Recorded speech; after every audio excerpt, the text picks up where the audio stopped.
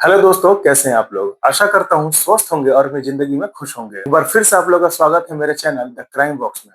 दोस्तों, आज हम बात करने वाले हैं दिल्ली से ही बिल्कुल ही सटे गाजियाबाद राजनगर एक्सटेंशन से आई एक ऐसी खौफनाक घटना की जिसने पूरे देश को हिला कर रख दिया है। जी हाँ दोस्तों, आज के समय में हमारे देश में रेप करना, मर्डर करना, किडनैप करना आम बात हो गया है। इसी बीच एक और दिल दहला देने वाली घटना हमारे सामने आई है। राजनगर एक्सटेंशन में जो अंडर कंस्ट्रक्शन मॉल होता है, उसमें एक 7 साल की बच्ची का रेप होता है, बाद में उसको मार दिया जाता है। वाकई दोस्तों, ये कहानी किसी भी इंसान को झकझोर देने वाली है। सोशल मीडिया शुरुआती खबरों में दावा किया जा रहा था कि लड़की को 7वीं या 8वीं मंजिल से फेंक दिया गया है। और जब पुलिस ने इस पूरे मामले को अच्छे से जांच की, सीसीटीवी फुटेज को खंगाला, तो सच जो सामने आए हैं वाकई इससे भी दिल दहला देने वाला है, इससे भी ज्यादा गंभीर है। आखिर उस शाम उस अंडर कंस्ट्रक्शन मॉल के अंदर उस 7 साल की बच्ची के साथ क्या हुआ था, आइए जानते हैं इस पूरी कहानी को विस्तार में। तो दोस्तों, एक बार फिर से आप लोगों का स्वागत है मेरे चैनल द क्राइम बॉक्स में। चलिए इस पूरी कहानी को शुरू करते हैं। तारीख थी 10 जुलाई 2026, शुक्रवार के शाम था। गाजियाबाद के नंदग्राम इलाके में एक बहुत बड़े मॉल का काम चल रहा है। उसी मॉल के पास कुछ मजदूरों ने, कुछ गरीब लोगों ने अपने झुग्गी बना के रह रहे थे। वहीं वो 7 साल की बच्ची भी अपने परिवार के साथ रह रही थी। शाम के करीब 7:30 बजे 7 साल की बच्ची अपने छोटे भाइयों के साथ बाहर खेल रही होती है और इस बात से बिल्कुल बेपरवाह होती है, क्योंकि उसको सब वहां जानते हैं, सब वहां पहचानते हैं। लेकिन वहीं के काम करने वाले दो मजदूरों की नजर उस 7 साल की बच्ची पर काफी दिनों से टिकी हुई थी। उन दोनों आरोपियों का नाम है, एक का नाम है विनय कुमार, दूसरे का नाम है साहिबुद्दीन, जो कि बिहार के रहने वाले थे। इनमें जो मुख्य आरोपी है विनय कुमार, वो अक्सर इन बच्चों को चिप्स और कोल्ड ड्रिंक दिला दिया करता था, टॉफी दिला दिया करता था, इसलिए वो बच्ची इन दोनों पर भरोसा करती थी। उस दिन भी इन दोनों आरोपियों ने वही किया। इस बच्ची को चिप्स और कोल्ड ड्रिंक का लालच दिया, उसको बहलाया फुसलाया। वो बच्ची उनको उन पर भरोसा करती थी, इसलिए उनके साथ वो चुपचाप चली जाती है।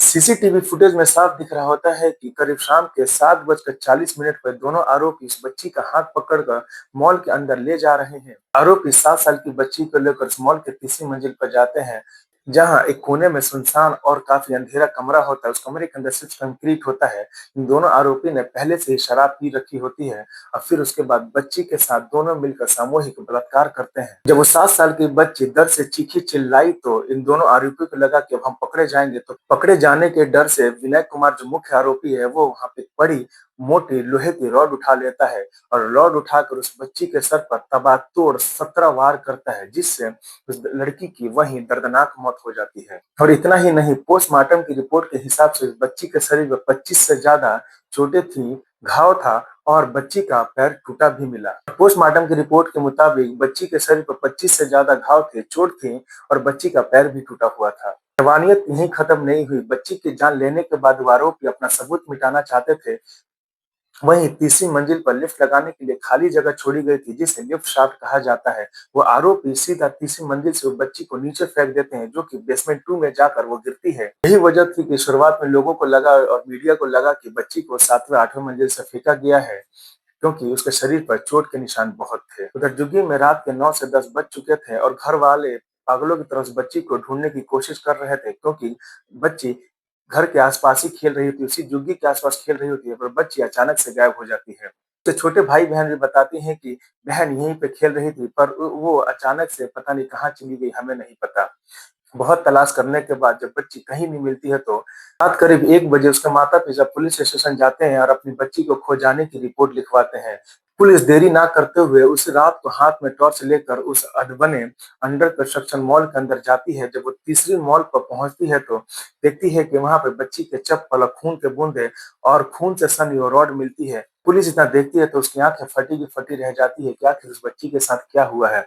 जब बच्ची बेसमेंट 2 के अंदर जाके देखती है, तो वहां पे उस मासूम बच्ची की लाश पड़ी होती है। वो बच्ची मरी हुई मिलती है। फिर पुलिस उस बच्ची के शव को उठाकर पोस्टमार्टम के लिए भेज देती है, जहां रिपोर्ट आता है कि उस बच्ची के शरीर पर 25 से ज्यादा घाव है, उसकी टांग टूटी भी हुई है और उसका पहले रेप हुआ है। इतना सुनने के बाद उसका माता पिता के पैरों तले जमीन खिसक जाता है। वो हंसती खेलती अपनी बेटी को खो देते हैं।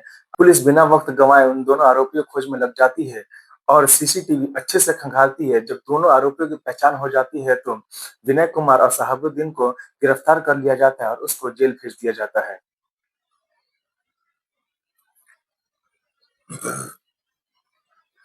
जहां जहां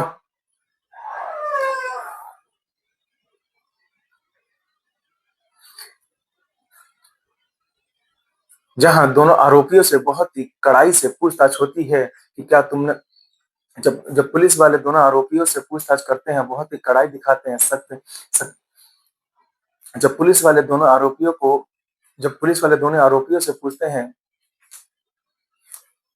जब पुलिस वाले दोनों आरोपियों से पूछताछ जब पुलिस वाले दोनों आरोपियों से कड़ाई से पू जब पुलिस वाले दोनों आरोपियों से कड़ाई से पूछताछ करते हैं, तो वो दोनों डर जाते हैं और अपना जुर्म कबूल कर लेते हैं और कहते हैं कि हाँ, हमने ही उसका रेप किया और उसको मार दिया है। उनके खिलाफ पॉक्सो एक्ट और मर्डर जैसी गंभीर धाराओं में दर्ज केस कर लिया गया और उनको जेल भेज दिया गया है। और फास्ट ट्रैक कोर्ट के जरिए उन्हें कड़ी से कड़ी सजा दिलाने की कोशिश की जा रही है। ये थी सच्ची कहानी जो 7 साल के मासूम बच्ची की थी, उस गरीब की थी जो कि झुग्गी में रहकर उसके माता-पिता उनको खिला-पिला रहे थे, मज़दूरी कर रहे थे, उनको उनका पालन-पोषण कर रहे थे। पर वो जो 2 दरिंदे उन्होंने उस बच्ची का हँसता-खेलता परिवार उजाड़ कर रख दिया। वो छोटे-छोटे भाई थे, उनके ऊपर से उनकी बड़ी बहन का साया हट गया। जी हाँ दोस्तों, उस बच्ची की क्या गलती थी, उस मासूम सी 7 साल की बच्ची की क्या गलती थी, जिसे उन दरिंदों ने बेरहमी से उसका रेप किया और उसको मौत के घाट उतार दिया गया। दोस्तों, आप लोगों से मेरी बस इतनी अपील है कि अपने बच्चों का हमेशा ध्यान रखें, उनको कभी अकेला ना छोड़ें, किसी के भरोसे ना छोड़ें, क्योंकि कोई आपका कितना भी सगा क्यों ना हो, उस पे कभी भी भरोसा ना करें। आज के समय में कोई भी भरोसे के लायक नहीं है। तो दोस्तों, आप लोगों से बस मेरी यही विनती है कि अपने बच्चों का ध्यान रखें, स्वस्थ रहें, सतर्क रहें, हमेशा खुश रहें। तो दोस्तों, आप लोगों से बस मेरी इतनी ही अपील है कि अपने बच्चों का हमेशा ध्यान रखें, उनको अकेला कभी ना छोड़ें और किसी पे भी भरोसा ना करिए। आज के समय में कोई आपका कितना भी सगा क्यों ना हो, अपने बच्चों को उनके भरोसे कभी ना छोड़ें और उन पे विश्वास ना करें। आज के समय में कोई भी विश्वास के लायक नहीं है। तो दोस्तों, आप कमेंट में ज़रूर बताइएगा कि उन दरिंदों को क्या सज़ा मिलनी चाहिए। तो मिलेंगे दोस्तों अगली ही ऐसी क्राइम स्टोरीज़ के साथ, तब तक के लिए स्वस्थ रहें, सावधान रहें, सतर्क रहें। जय हिंद, जय भारत।